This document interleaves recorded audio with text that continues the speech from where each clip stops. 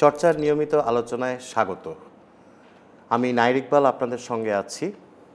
গত 10 দিনে নাকি পৃথিবী বদলে গেছে, পৃথিবীর পরিস্থিতি বদলে গেছে। বিষয়টা নিয়ে আলোচনার জন্য আমাদের সঙ্গে আছেন সিনিয়র সাংবাদিক সেলিম খান। সেলিম খান, গত 10 দিনে, সেপ্টেম্বরের 10 দিনে কি ঘটনা ঘটেছে যে কারণে বিশ্ব পরিস্থিতি পাল্টে গেছে, বিশ্বের শক্তির ভারসাম্য কিছুটা এলোমেলো হওয়ার একটা ইঙ্গিত দিচ্ছে? ধন্যবাদ নাইর ইকবাল। আপনি যেটা বলেছেন একদমই ঠিক, যে গত 10 বছরে যে ঘটনা ঘটেনি, গত 10 দিনে কিন্তু সেই রকম ঘটনা ঘটেছে বলে বিশ্বের নানা গণমাধ্যম এবং গণমাধ্যমের শুধু গণমাধ্যম বিশেষজ্ঞ না, নানা যে পর্যায়ের বিশেষজ্ঞরা আছে তারা বলছেন কিভাবে পাল্টে গেছে। তারা কয়েকটা তারিখের কথা উল্লেখ করছেন। প্রথম বলছেন যে 1 সেপ্টেম্বর চীনে যে এশীয় সামিট হলো, এশীয় সামিটে দুই পরাশক্তি এই চীন এবং রাশিয়ার উপস্থিতিতে অনেকগুলো দেশ সেখানে এক হলো। 3 সেপ্টেম্বর যেটাকে চীন তার ভিক্টরি ডে হিসেবে দেখে, এই চীন তার ভিক্টরি ডে পালন করলো বিশাল তার সামরিক কুচকাওয়াজের মাধ্যমে, এবং তার সামরিক দাপট এতদিন চীন কতদূর এগিয়েছে সারা দুনিয়া জানতো না, সেখানে সে জানান দিল।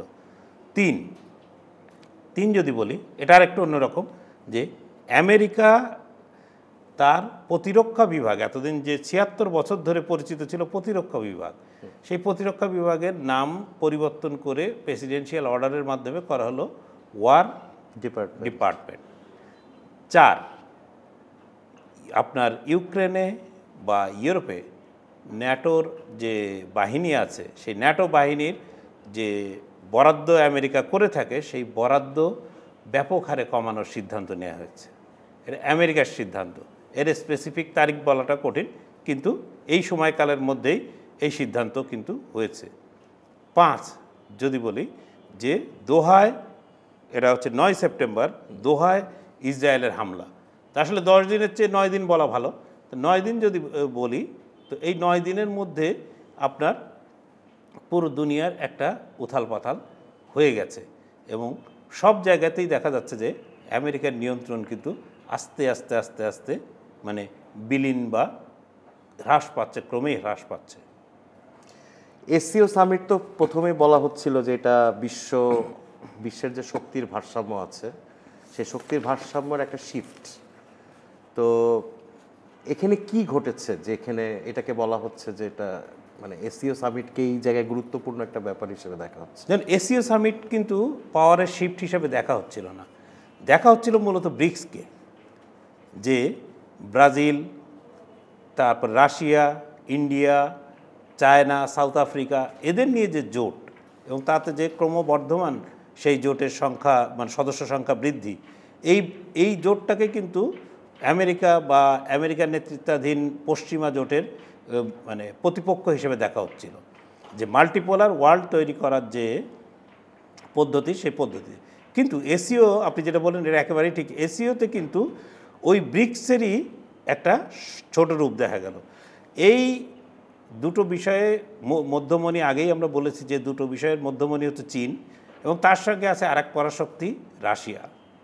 এই চীন এবং রাশিয়া কিন্তু এশীয় সামিটে কাদের নিয়ে গেছে আপনি চিন্তা করেন, সদস্য দেশ যারা সবাইকে প্রায় নিয়ে গেছে, তার মধ্যে কিন্তু চীন এবং ভারত এবং পাকিস্তান দুটো প্রায় যুযুধান দেশ, যারা পরস্পরের বিরুদ্ধে কয়েকদিন আগে তারা পরস্পরের বিরুদ্ধে যুদ্ধে জড়িয়েছিল।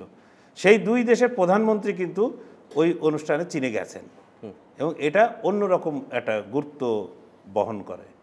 এই এশীয় সামিটের গুরুত্বটা আরও একটা দিক আপনার যদি বলি, সেটা সেই খেলাটা খেলছেন কিন্তু একদিকে খেলছেন কিন্তু শি জিনপিং, চীনের প্রেসিডেন্ট, আরেকদিকে খেলাটা খেলছেন কিন্তু ভ্লাদিমির পুতিন, রাশিয়ার প্রেসিডেন্ট। ভ্লাদিমির পুতিন এশীয় সামিট শেষ করে দেশে ফিরে গিয়ে একটা সংবাদ সম্মেলন করলেন। সংবাদ সম্মেলন করে তিনি একটা ঘোষণা দিলেন যে দুটো মহাসাগরকে যুক্ত করার জন্য আর্কটিক করিডোর খুলবেন। কোন দুটো মহাসাগর? আটলান্টিক এবং প্যাসিফিক, মানে আটলান্টিক এবং প্রশান্ত মহাসাগরকে যুক্ত করার জন্য আর্কটিক করিডোর তিনি খুলে দেবেন, এবং এই জন্য চীন এবং রাশিয়া দীর্ঘদিন ধরে কাজ করছিল। কিন্তু এইটা যদি এই করিডোরটা যদি চালু হয় তাহলে চীনের কিন্তু আর ভারত মহাসাগরের উপর মানে যে আমি নির্ভরশীলতা, একটু আপনাকে এখানে বলি, আর্কটিক যে করিডোর আর কি, রুট যেটা, এটা যদি একটু আমাদেরকে একটু এক্সপ্লেন করে বলেন আর কি। আর্কটিক করিডোরটা মানে কোন দিক দিয়ে? এটা হচ্ছে উত্তর মেরু দিয়ে আপনাদের গ্রিনল্যান্ডের পাশে। জানেন যে গ্রিনল্যান্ড নিয়ে বিতর্ক চলছিল। সেই গ্রিনল্যান্ড তো ট্রাম্প তো গ্রিনল্যান্ড দখল করে নিতে চেয়েছিলেন, কিনে নিতে চেয়েছিলেন। তো এইরকম ওর পাশ দিয়ে একটা করিডোর কিন্তু, যেটা বেরিং প্রণালী বলে খ্যাত, এই জায়গাকে প্রশান্ত মহাসাগর এবং আটলান্টিক মহাসাগরকে যুক্ত করার একটা উদ্যোগ।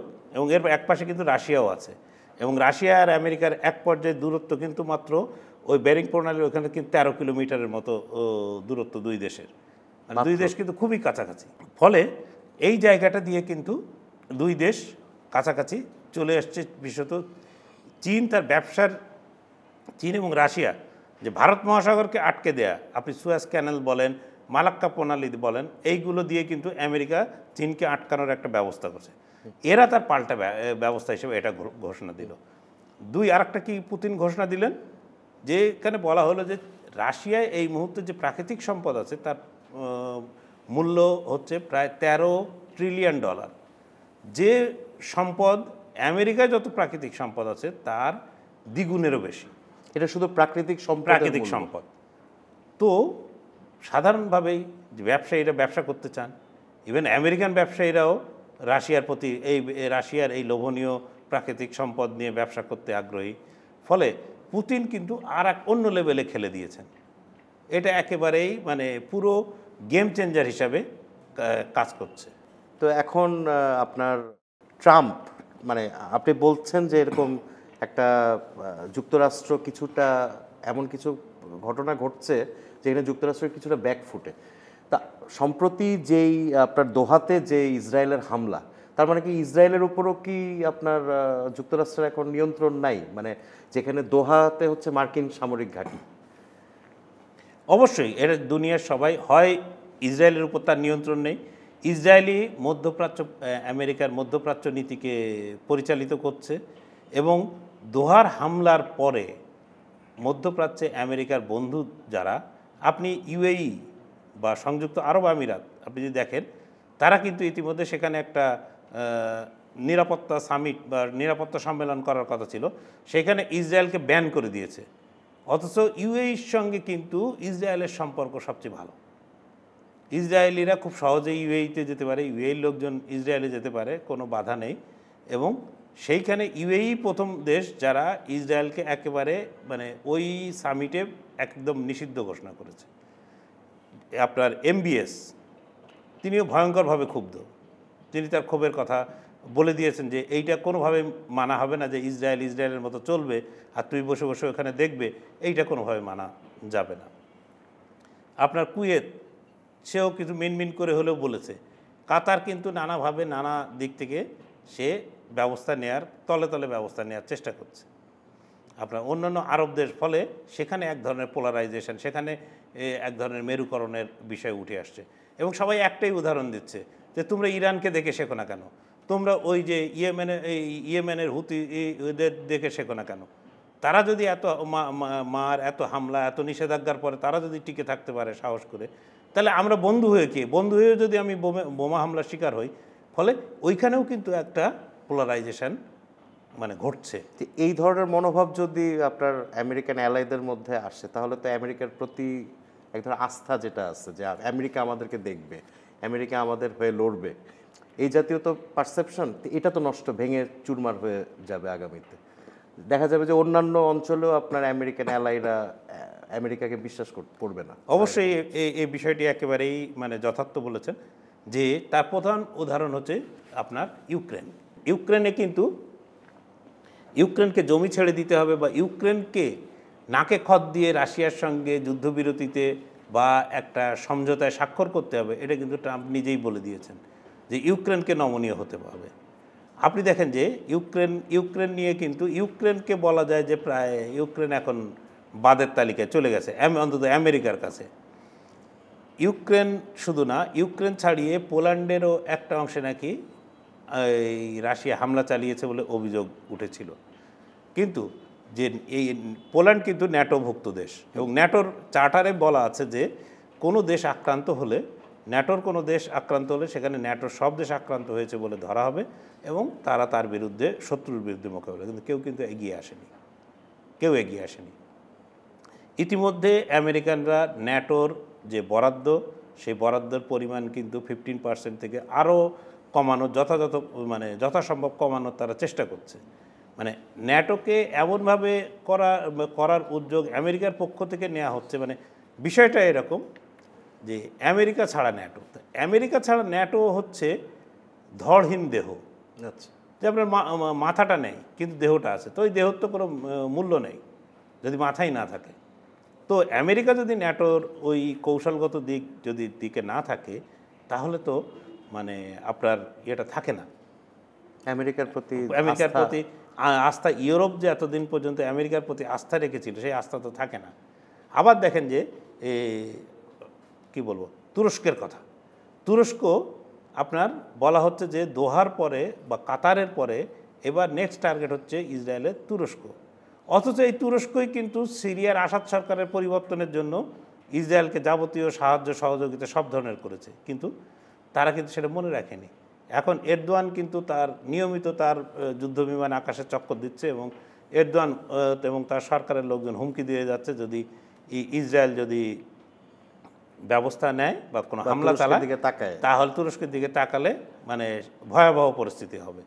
তো সেক্ষেত্রেও কিন্তু আমেরিকা যে জোর গলায় বলতে পারছে না যে ইসরায়েল তুরস্কে হামলা চালাবে না, পরিস্থিতিটা এইরকম। চীনের পাশেও তো আমেরিকার এক বড় এলাই আছে যে জাপান, শোনা যাচ্ছে তারাও নাকি প্রতিরক্ষা ব্যয় বাড়াচ্ছে, মানে আর যুক্তরাষ্ট্রের উপর নির্ভর করা যাচ্ছে না, এরকম দেখেন মনোভাব তাদের সরকারের উপরের মহলে আছে। সবচেয়ে যে গত 3 সেপ্টেম্বর যে তিয়ানআনমেন স্কোয়ারে বিশাল 40,000 সৈন্য একবার সুশৃঙ্খল বাহিনী তাদের যে কুচকাওয়াজ অনুষ্ঠিত হলো, সেখানে এই চীনের জয়ের, দ্বিতীয় বিশ্বযুদ্ধ জয়ের 80তম বার্ষিকী, 80টি পায়রা উড়িয়ে সেই জিনিস সেলিব্রেট করা হলো।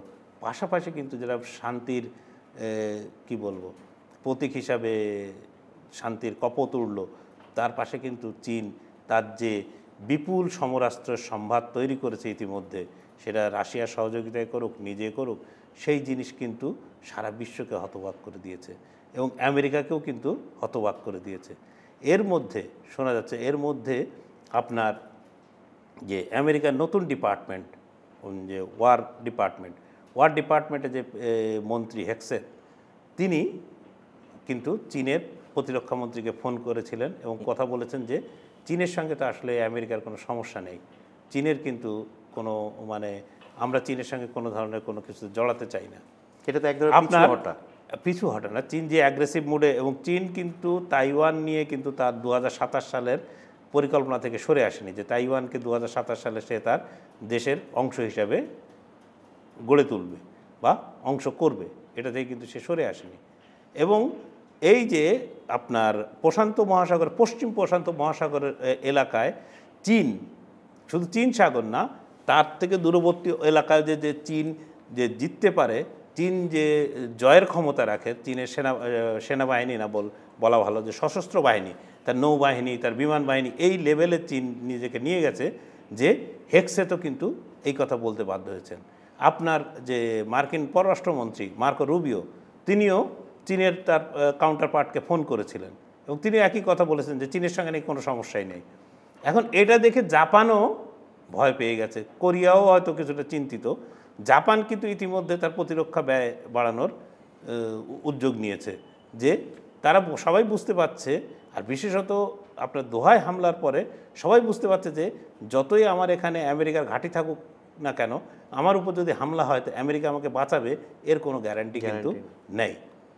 এটার একটা বড় কারণ হলো যে আমেরিকা একটা জিনিস বুঝেছে যে চীন এবং রাশিয়ার কাছে যে হাইপারসনিক, শুধু হাইপারসনিক না, আগে যে আকাশ প্রতিরক্ষা ব্যবস্থা যেগুলো ছিল, যে ক্ষেপণাস্ত্র ও প্রতিরক্ষা ব্যবস্থা আপনার, সেটা ওই আয়রন ডোম বলেন আর অন্যান্য সিস্টেম বলেন, সেটা কিন্তু ছিল এইসব ICBM বা অন্যান্য এগুলোর। কিন্তু হাইপারসনিক মিসাইল যেগুলো শব্দের চেয়ে বহুগুণ বেগে ছোটে এবং তাদের গতিপথ কখনোই নিয়ন্ত্রণ করা যায়, এখন এটা AI দিয়ে নিয়ন্ত্রিত, মানে সে নিজে নিজেই সিদ্ধান্ত নিতে পারে সে কোন জায়গায় যাবে। এই জায়গায় কিন্তু তার উপরে আছে হচ্ছে যে মহাকাশ থেকে হামলা চালানোর মতন ব্যবস্থা কিন্তু চীন এবং রাশিয়া করে ফেলেছে। এটা তো মানে খুবই তো বড়। এইটা কিন্তু এইটা কিন্তু আমেরিকাকে নতুন করে ভাবাতে মানে চিন্তিত করে তুলেছে, যে কারণে আমেরিকার আগে পুরো এই যে প্রতিরক্ষা হামলা মানে ক্ষেপণাস্ত্র হামলা ঠেকানোর যে ব্যবস্থা, সেই ব্যবস্থা কিন্তু ছিল উত্তর দিক কেন্দ্রিক, মানে রাশিয়ার দিক থেকে এই হামলাটা আসতে পারে। সেই জন্য আমেরিকা এবং কানাডা দুটো দেশ মিলে একটা এই প্রতিরক্ষা ব্যবস্থা গড়ে তুলেছিল, মানে একটা অভিন্ন প্রতিরক্ষা ব্যবস্থা। সেই জায়গা থেকে কিন্তু আমেরিকা আবার ওটা থেকেও সরে আসছে। সে এখন চীনের জন্যে তার দক্ষিণ দিক, বিভিন্ন দিক থেকে তার উপর হামলা হতে পারে, এইরকম কিন্তু ব্যবস্থা কিন্তু ইতিমধ্যে করে ফেলেছে। ফলে আপনার আমেরিকা কিন্তু আর ওই কানাডাকে, তার প্রতিবেশী কানাডাকে নিয়েও আর চিন্তিত না, সে ইউরোপকে নিয়ে চিন্তিত না।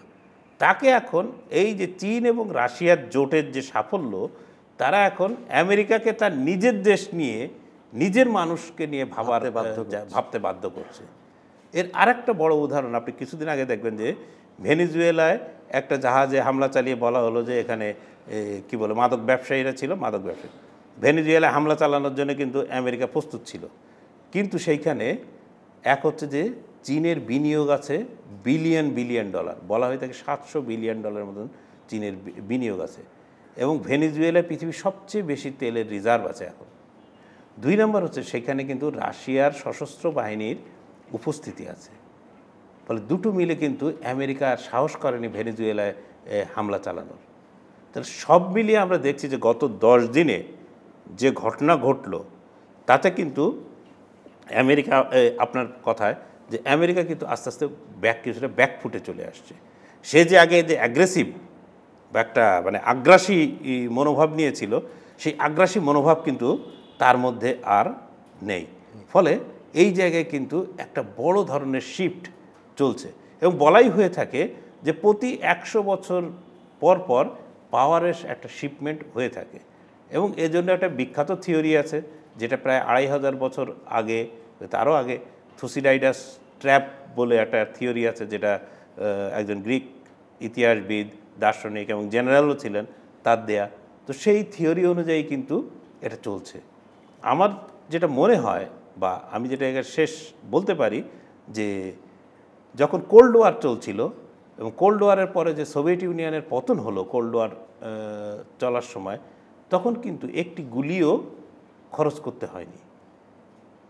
এমনও হতে পারে বর্তমান যে বিশ্ব ব্যবস্থা চলছে, সেখানেও কিন্তু একটি গুলি না খরচ করেই আমেরিকা তার আধিপত্য হারাতে পারে। এটা কিন্তু মোটেও মানে অমূলক কিছু না, এবং বোধহয় দুনিয়া সেই দিকেই যাচ্ছে। কারণ পৃথিবীর অধিকাংশ দেশ আমেরিকা তার মিত্ররা গত 80 বছরের বেশি সময় ধরে যে নীতি নিয়ে চলছে, তাতে প্রচণ্ড বিরক্ত। সবার অভ্যন্তরীণ বিষয়ে নাক গলানো হচ্ছে তাদের একমাত্র কাজ। আর চীন এবং রাশিয়া, যেটা বিশেষত চীন, যে একটা পাল্টা থিওরি দিয়েছে যে তোমার অভ্যন্তরীণ বিষয়ে আমার নাক গলানোর কিছু নেই, আমি তোমার উন্নয়নের সহযোগী হতে চাই। তোমার দেশে সেতু গড়তে হয়, রেল গড়তে হয়, অমুক গড়তে, কি বিমানবন্দর তৈরি করতে হয়, এটা করতে হয়, ওটা করতে হয়, এর পেছনে আছি। এবং চীন কিন্তু আপনার অধিকাংশ বিশ্বের একটা বিরাট সংখ্যক দেশে তার যে বেল্ট অ্যান্ড রোড ইনিশিয়েটিভ এর পার্ট করে ফেলেছে। সুতরাং এই যে শি জিনপিং বহু আগে যে পরিকল্পনা তারা নিয়েছিলেন এই বেল্ট অ্যান্ড রোড ইনিশিয়েটিভে ট্রিলিয়ন ডলার ব্যয় করার, তারা কিন্তু এখন তার ফল পেতে শুরু করেছে। এবং আমেরিকা তার সেই 1945 সালের নীতি দিয়ে যে চলার চেষ্টা করছিলেন, তারাও তার ফল পেতে শুরু করেছে আজ 2025-এ এসে। ব্যবস্থাটা আসলে এই রকমই। ধন্যবাদ সেলিম খান। আমরা সামনের দিনগুলোতে বিশ্ব পরিস্থিতির দিকে নজর রাখব, বিশ্ব পরিস্থিতির বিভিন্ন দিক আপনাদের সামনে তুলে ধরব চর্চায়। আপনারা আমাদের সঙ্গে থাকুন। ধন্যবাদ।